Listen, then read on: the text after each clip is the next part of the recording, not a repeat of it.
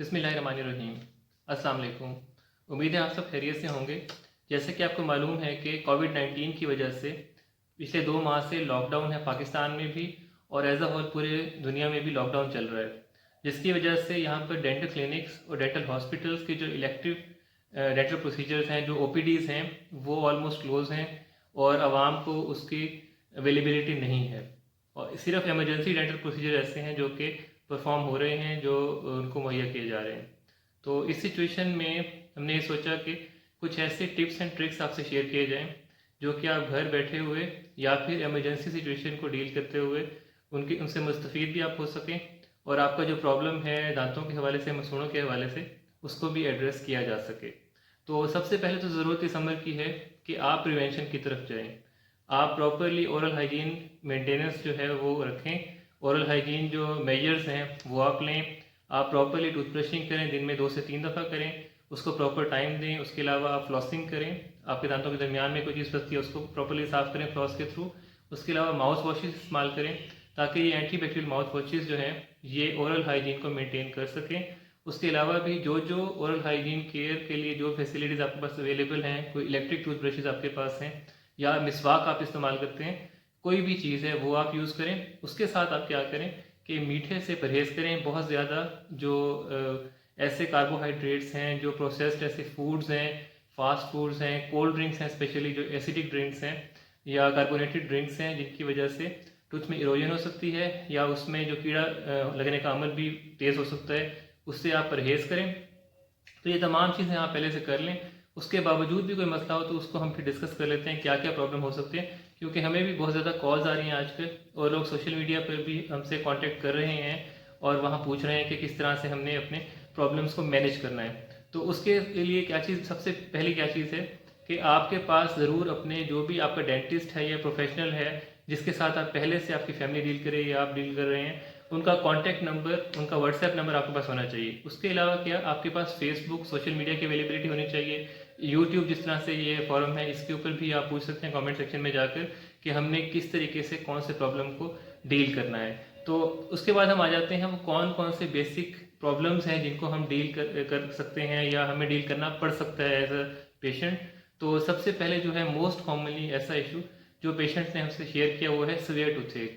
Severe tooth pain या severe tooth एक ऐसी चीज़ है जिसको मैनेज करना बहुत ज़रूरी है और लेबर पेन और किडनी पेन के बाद जो टूथ का पेन है उसको थर्ड मोस्ट सवेयर पेन में कैटेगराइज किया जाता है। तो उसको आपने किस तरह मैनेज करना है घर में। सबसे पहले तो ये है कि आपके पास इस सिचुएशन के अंदर ओवर द काउंटर ड्रग्स जो हैं, ओवर द काउंटर जो मेडिकेशंस हैं, जो पेन किलर्स हैं, एनाल्जेसिक्स हैं, वो आपके पास अवेलेबल होने चाहिए। अगर आपको रात को किसी वक्त या कभी भी कोई सवेयर टूथेक फील होता है तो आप सबसे पहले क्या करें कि 500 मिलीग्राम में 2 टैबलेट्स आप पैनाडोल की या पैरासिटामोल की ले सकते हैं और इससे आपका दर्द कम हो जाएगा और फिर मजीद आप डॉक्टर के मशवरे से उसको मैनेज कर सकेंगे। इसके अलावा आप क्या कर सकते हैं, अगर आपके पास ब्रूफिन अवेलेबल है 400 मिलीग्राम में या 200 मिलीग्राम में 2 टैबलेट्स आप ले सकते हैं, लेकिन ये उन पेशेंट्स में आपने नहीं लेनी जिनमें स्टमक इश्यूज़ हैं, कोई स्टमक पेन पहले फील हो रहा है या फिर कोविड-19 के सिम्टम्स हैं उनमें, तो ऐसे पेशेंट्स में ये ब्रूफिन रिकमेंडेड नहीं है। तो पैरासिटामोल इसमें सबसे बेहतर है। तो ये आप इससे मैनेज कर सकते हैं अपने टूथेक को। उसके अलावा अगर आपको चबाने में बहुत ज़्यादा पेन होता है तो आप सॉफ्ट डाइट की तरफ चले जाएं कुछ दिन के लिए, जब तक इसको कम्प्लीटली मैनेज ना किया जा सके, इसको डायग्नोज ना किया जा सके। उसके बाद सेकेंड इशू है जो मोस्ट कॉमनली हमसे डिस्कस किया जाता है, वो है ब्लीडिंग गम्स का। पेशेंट ये शिकायत करते हैं कि हमारे दांतों से खून आता है या हम कुछ खाते हैं तो हमें महसूस होता है कि दांतों से खून आ रहा है। तो ऐसी सिचुएशन में क्या, एक तो हमें प्रॉपरली ओरल हाइजीन केयर को मेंटेन करना है टूथ ब्रशिंग के थ्रू। अगर आप ब्रशिंग पहले 1 या 2 मिनट करते हैं तो आप उसका ड्यूरेशन बढ़ा सकते हैं, उसको थोड़ा सा प्रोलॉन्ग कर सकते हैं। आपका ये जो इन्फ्लेमेशन ऑफ गम्स जो है जिसकी वजह से ये ब्लीडिंग होती है, जिसे हम जिंजेवाइटिस कहते हैं, वो कम होना शुरू हो जाएगी अगर आप प्रॉपरली दांतों की सफाई करने लग जाएंगे, आप साथ माउथ वॉश यूज़ करेंगे, फ्लॉसिंग करेंगे।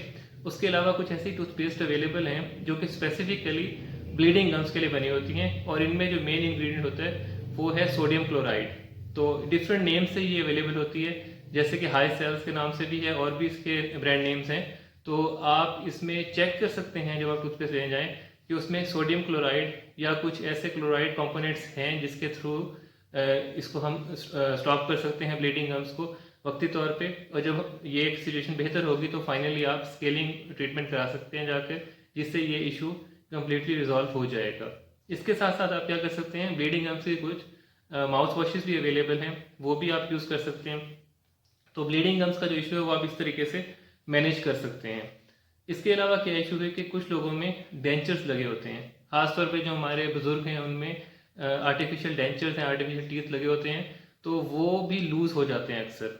तो इस सिचुएशन में जब आपके पास डेंटिस्ट अवेलेबल नहीं है तो आपने किस तरीके से लूज डेंचर्स को आपने मैनेज करना है। तो ये जो तीसरा प्रॉब्लम है लूज डेंचर्स का, इसको आपने ऐसे मैनेज करना है कि मार्केट में और बड़े जनरल स्टोर्स के ऊपर भी, उसके अलावा डेंटल की शॉप्स पर, मेडिकल स्टोर्स के ऊपर डेंचर फिक्सेटिव क्रीम्स अवेलेबल हैं। डेंचर फिक्सेटिव क्रीम्स अवेलेबल हैं, डिफरेंट नेम्स के साथ अवेलेबल हैं ये। तो आप उनसे जाके ये डिमांड कर सकते हैं कि हमें डेंचर फिक्सेटिव क्रीम चाहिए, और उसको आप जो डेंचर की फिटिंग सरफेस है जो कि गम और बोन के साथ जाके कनेक्ट करती है, वहाँ पर उसको पेस्ट करके लगा सकते हैं, जिसकी वजह से जो ग्रिप बनेगी डेंचर की बेहतर हो जाएगी, और लूज डेंचर्स का इशू वक्ती तौर पे रिजॉल्व हो जाएगा। बाद में जब क्लिनिक्स और हॉस्पिटल्स ओपन होंगे तो उसको प्रॉपरली मैनेज किया जा सकता है बाद में। इसके अलावा क्या इशू है, जो फोर्थ इशू हमें रिपोर्ट होता है अक्सर, वो है कि सेंसिटिविटी ऑफ टीथ, कि दांतों में ठंडा गर्म बहुत ज़्यादा लगने लग गया है। तो उसकी रीज़न पहले मैंने आपको बताया कि एसिडिक फूड्स या स्पाइसी फूड्स जो है वो इसकी रीज़न हो सकती है, या फिर इरोजन हो सकती है यानी एसिडिक ड्रिंक्स की वजह से, या फिर बहुत ज़्यादा हार्ड ब्रश यूज़ करने की वजह से जब उसको ज़ोर ज़ोर से इस्तेमाल करेंगे तो दांतों की जो इनेमल है वो डैमेज हो जाती है, जिसकी वजह से नीचे जो डेंटिन मौजूद है उसमें ठंडा गर्म लगना शुरू हो जाता है। तो सबसे पहले तो ये प्रिवेंशन आपने करनी है। अगर आप ये चीज़ फेस कर रहे हैं या आपको फील कर रहे हैं कि मुझे ये प्रॉब्लम इस वजह से हो रहा है, तो उसको मिनिमाइज कर दें। उसके अलावा क्या है कि जिस तरह से पहले हमने डिस्कस किया है कि टूथपेस्ट स्पेशली फॉर्मुलेटेड है फॉर ब्लीडिंग गम्स, इसी तरह सेंसिटिविटी के इशू के लिए भी स्पेशली फॉर्मुलेटेड जो टूथपेस्ट हैं वो अवेलेबल हैं। ठीक है, उनमें डिफरेंट इंग्रेडिएंट्स आते हैं, स्ट्रोंशियम क्लोराइड आ सकती है और ऑक्जेलेट्स आते हैं उसमें, ठीक है, नाइट्रेट्स उसमें आते हैं। तो ये ऐसे इंग्रेडिएंट हैं जिनके साथ जो टूथपेस्ट अवेलेबल हैं आप वो यूज़ कर सकते हैं, और आपका जो सेंसिटिविटी का इशू है वो बेहतर हो जाएगा। मार्केट में बहुत सारी अवेलेबल हैं, कोलगेट की भी अवेलेबल हैं, उसके अलावा सेंसोडाइन की भी अवेलेबल हैं। तो आप ये टूथपेस्ट और इन्हीं के माउथ वॉशेस, उसके अलावा प्रोडेंट माउथ वॉश है, इस तरह डिफरेंट ब्रांड नेम्स के साथ बहुत सारे माउथ वॉशेस और टूथपेस्ट हैं वो अवेलेबल हैं, जो कि आप इस सिचुएशन में परचेज कर सकते हैं और आप यूज़ कर सकते हैं।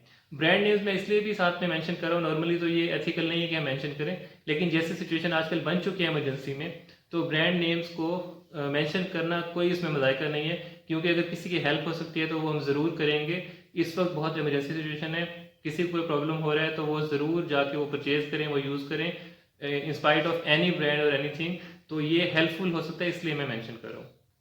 इसके अलावा फिफ्थ प्रॉब्लम क्या हो सकता है कि क्रैक आ सकता है। आपने कोई बहुत ज़्यादा हार्ड चीज़ बाइट की, या वैसे ही एज के साथ दांत ब्रिटल हो जाते हैं तो उनमें आपको फील जैसे क्रैक आ गए, वहाँ पे भी सेंसिटिविटी हो रही है, या ओवरऑल टूथ ही क्रैक हो गया। तो इस सिचुएशन में आपने क्या करना है, अगर तो माइनर क्रैक्स हैं और सेंसिटिविटी हो रही है तो वो उसी तरीके से मैनेज करनी है जैसे सेंसिटिविटी को हमने पहले डिस्कस कर लिया। अगर वो क्रैक इतना ज़्यादा हो चुका है कि उसमें सीवियर पेन हो चुका है और आपको फील हो रहा है कि दांत दरमियान से ऑलमोस्ट टूट चुका है, तो उस सिचुएशन में आपको इमरजेंसी सर्विसेज लेनी है। और इमरजेंसी सर्विसेज इस वक्त ओपन है, आप हॉस्पिटल क्लिनिक विजिट करेंगे और उसमें अगर वो फील करेंगे कि इसको एक्सट्रैक्ट करना है टूथ को या कोई और ट्रीटमेंट करना है तो वो उसको मैनेज करेंगे उस तरीके से। उसके अलावा क्या हो सकता है कि कोई भी फिलिंग आपने करवाई थी, या आपने क्राउन लगवाया था, या आपने ब्रिज लगाया हुआ था, और वो फिलिंग है वो टूट गई है किसी वजह से या निकल गई है, जो क्राउन है वो लूज हो के वो भी बाहर आ गया या ब्रिज बाहर आ गया, तो इस सिचुएशन में हम क्या कर सकते हैं। तो ये ऐसी सिचुएशन है इसके अंदर हमें इमरजेंसी डेंटल किट्स अवेलेबल हैं जो डेंटल शॉप्स हैं उनके ऊपर, और बड़े स्टोर्स पे भी बाहर तो अवेलेबल होती हैं, पाकिस्तान में आई थिंक अवेलेबल नहीं है, लेकिन जो स्पेशल डेंटल शॉप्स हैं वहाँ पर इमरजेंसी डेंटल किट्स अवेलेबल होती हैं, वो आप परचेज कर सकते हैं घर में। और कोई भी आपके घर में आपकी हेल्प कर सकता है इस सिचुएशन में, कि उसमें जो वक्ती तौर पर फिलिंग मटेरियल अवेलेबल होता है उसको वहाँ प्लेस करके आप उसको बाइट कर लेंगे, और वक्ती तौर पे जो होल है वो फिल हो जाएगा, और बाद में आप इसकी परमानेंट फिलिंग करवा सकते हैं किसी भी स्पेशलिस्ट डेंटिस्ट के पास जाकर। तो उसके अलावा ये अमेज़ॉन पे और ऑनलाइन भी अवेलेबल है। आपने देखा होगा आजकल ऑनलाइन जो शॉपिंग है बहुत ज़्यादा बढ़ गई है, तो आप इमरजेंसी डेंटल किट्स को पहले ही ऑर्डर करके अपने घर पे रख भी सकते हैं in case of any problem. आप वो इमरजेंसी डेंटल किट यूज़ भी कर सकते हैं। उसके अलावा क्या है, शार्प एजेस। अगर आपको फील होता है कि जैसे किसी खाने की वजह से या किसी एसिडिक ड्रिंक की वजह से भी दांत इस तरीके से डैमेज हो गया कि अब वो ज़ुबान से टकराता है तो वो शार्प लगता है, वो डैमेज करता है दांत को भी, गम्स को भी डैमेज करता है, तो उस सिचुएशन में आपने क्या करना है कि आपके पास अगर कोई बिल्कुल साफ क्लीन स्टेराइल किस्म का जो जैसे नेल फाइलर होते हैं वो अगर आपके पास अवेलेबल हैं, तो आप बहुत एहतियात के साथ खुद या फिर घर में किसी को कह सकते हैं कि वो जो शार्प एज है उसको उस फाइलर से वो स्मूथ आउट कर दे ताकि वक्ती तौर पे वो प्रॉब्लम रिजॉल्व हो जाए। ठीक है। इसके अलावा नेक्स्ट प्रॉब्लम क्या है कि अक्सर स्ट्रेस की वजह से या स्पाइसी फूड्स की वजह से, बहुत ज़्यादा गर्म चीज़ें खाने की वजह से भी मुंह में अल्सर पैदा हो जाते हैं जो कि बहुत ज़्यादा पेनफुल होते हैं। वो अपना ड्यूरेशन पूरा करके ऑलमोस्ट ख़त्म होते हैं, तकरीबन 2 वीक्स तक वो रहते हैं, उसके बाद वो खुद ही रिजॉल्व हो जाते हैं क्योंकि ये वायरल एटियोलॉजी इसकी होती है। लेकिन जो उसका पेन है, डिस्कम्फर्ट है, खाने पीने में प्रॉब्लम हो रही है, खाना पीना मुश्किल हो रहा है, दुश्वार हो रहा है, इवन पानी पीने में भी तकलीफ होती है, उसको आपने कैसे मैनेज करना है। उसके लिए जेल्स अवेलेबल हैं, जैसे बोन जेल है, सोमो जेल अवेलेबल है, रेवोमेड प्लस जेल अवेलेबल है। तो ये जेल्स आप यूज़ कर सकते हैं वक्ती तौर पे सिम्टोमेटिक रिलीफ के लिए। जब आप वो जेल यूज़ करेंगे तो आपको काफ़ी रिलीफ मिलेगा। इवन खास तौर पे खाना खाने से पहले अगर आप जेल अप्लाई कर लें, खाना खा लें, तो आपको ईजिली खाना आप खा सकेंगे। तो ये जो जेल्स अवेलेबल हैं, बोन जेल है, सोमो जेल या रेवोमेड प्लस जेल, इस तरह की जेल्स अवेलेबल है मार्केट में, एनजीक्लोर जेल भी है, तो ये आप यूज़ कर सकते हैं for the symptomatic relief of oral ulcers. जो आपके मुंह में अल्सर्स बन गए हैं उनके लिए आप यूज़ कर सकते हैं। उसके अलावा क्या हो सकता है कि जो विजडम टूथ की बहुत ही कॉमन इशू है कि अक्सर अक्ल दाढ़ के आसपास जो मसूड़ा है वो सूज जाता है, अक्ल दाढ़ में दर्द शुरू हो जाता है, उसके आसपास मसूड़े में दर्द शुरू हो जाता है, मुंह खुलना बंद हो जाता है और खाना पीना भी दुश्वार हो जाता है। और ख़ासतौर पे ये जो एयर के इर्द गिर्द एरिया यहाँ पर है, स्वेलिंग हो जाती है इधर और बहुत ही सवेयर पेन होता है। जिसको इस सारी कंडीशन का होने की क्या वजह है कि अक्सर वहाँ पर जब खाना फंसता रहता है और वो दांत आधा बाहर निकला हुआ है, आधा अंदर है भी मसूड़े के अंदर, हड्डी के अंदर, तो उस जगह पर खाना फंसने की वजह से आहिस्ता आहिस्ता वहाँ पर इन्फ्लेमेशन हो जाती है, सूजन हो जाती है और वो इन्फेक्शन पैदा हो जाता है जिसको हम पेरिकोरोनाइटिस कहते हैं। तो इसको कैसे आपने मैनेज करना है, जब भी ये अगर इशू आपके साथ हो जाता है तो आपने एक तो जिस तरह मैंने आपको बताया over the counter pain killer आप यूज़ कर सकते हैं, वो आप ले लेंगे। उसके अलावा नीम गर्म पानी में नमक मिलाकर आपने अच्छे तरीके से कुलियाँ करनी है जिसकी वजह से आपको वक्ती रिलीफ मिलेगा, सूजन भी कुछ कम हो जाएगी। फिर उस एरिया को आपने ब्रश के साथ अच्छे तरीके से साफ करना है, वहाँ पर खाना फंसने नहीं देना। ठीक है। उसके अलावा आप क्या कर सकते हैं कि आप कुछ ऐसे anti inflammatory enzymes drugs available होती हैं जो इस इन्फ्लेमेशन को, इस स्वेलिंग को कम कर सकती हैं, जैसे कि डेंजिन डीएस है उसके अंदर अवेलेबल है, उसमें रेपरल भी है, इस नाम से भी आती है, सिरा बीडी के नाम से आती है 15 मिलीग्राम में। तो बाकी सारी 10 मिलीग्राम में, इसमें सिरा बीडी जो है वो 15 मिलीग्राम में जो ज़्यादा इफेक्टिव हो सकती है। तो ये आप मेडिसिन सुबह शाम भी यूज़ कर सकते हैं इस सफाई के साथ साथ, और माउथ वॉश या नीम गर्म पानी से कुलियाँ करने के साथ भी यूज़ कर सकते हैं। और अगर बहुत ज़्यादा प्रॉब्लम हो तो आप फिर एंटीबायोटिक्स भी ले सकते हैं डॉक्टर के मशवरे से। डॉक्टर को कॉल करें, उनसे पूछें कौन सी मेडिसिन मुझे यूज़ करनी चाहिए, वो आपको प्रॉपरली सारा गाइड करेंगे और आप इसको यूज़ करेंगे। और जब ये एमरजेंसी सिचुएशन ख़त्म हो जाएगी, लॉकडाउन ख़त्म हो जाएगा, तो उसके बाद आप क्या कर सकते हैं, डॉक्टर से टाइम लेकर और इसको प्रॉपरली मैनेज कर सकते हैं। उसमें विजडम टूथ एक्सट्रैक्शन हो सकती है, जो भी इशू होगा उसमें वो उसको एड्रेस करेंगे प्रॉपरली। ठीक है।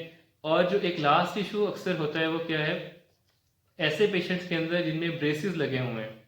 ठीक है। तो ब्रेसिस की इमरजेंसी क्या हो सकती है कि एक तो वायर आपको चुभना शुरू हो जाए, क्योंकि जब भी ब्रेसिस में लगाते हैं तो बैक से आगे से दांत पीछे आते हैं तो नीचे पीछे से वायर भी निकलना शुरू हो जाती है जो कि शार्प हो सकती है। और इस सिचुएशन में जबकि तकरीबन 2 महीने से क्लिनिक्स ऑफ हैं तो ये सिचुएशन काफ़ी ज़्यादा हो सकती है। इवन टेलीमेडिसिन निश्तर में जब मैंने ड्यूटी की तो वहाँ पर भी एक कॉल मैंने अटेंड की थी, इसमें ये प्रॉब्लम था।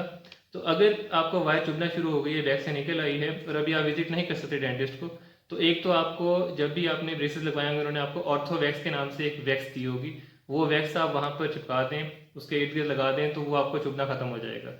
या फिर आप ये कर सकते हैं कि बबल गम लेके उसको आप चबा कर, जब उसको प्रॉपरली वो उस फॉर्म में आ जाएगी कि वो ग्लू कर सकती है, तो उसको बैक पे आप ग्लू कर दें। ठीक है। और अगर ये भी दोनों चीज़ें नहीं हो सकती और आपके पास कोई कटर अवेलेबल ऐसा है और आपके पास कोई ऐसा है घर में जो कि केयरफुली उसको कट कर सकता है वायर को, तो वायर भी आप कट कर सकते हैं। ठीक है। उसके अलावा क्या हो सकता है कि ऐसे रिटेनर्स, ऐसे लोगों के अंदर जिसमें ये ब्रेसिस ट्रीटमेंट कंप्लीट हो चुका है और अब उनको रिटेनर लग चुके हैं, तो उसमें अगर रिटेनर ब्रेक हो जाता है उसका कोई एज शार्प बन जाता है तो वो भी आप कटर से उसको रिमूव कर सकते हैं या उसको स्मूथ कर सकते हैं फाइलर के थ्रू। और अगर रिटेनर इस तरह का है जो थर्मोप्लास्टिक है या वो शीट फॉर्म में आपके पास है, वो लूज़ हो गया है, तो उसका ट्रिक ये है कि आप उस रिटेनर को पानी गर्म करके किसी भी बाउल के अंदर रिटेनर को उसके अंदर आप डिप करें।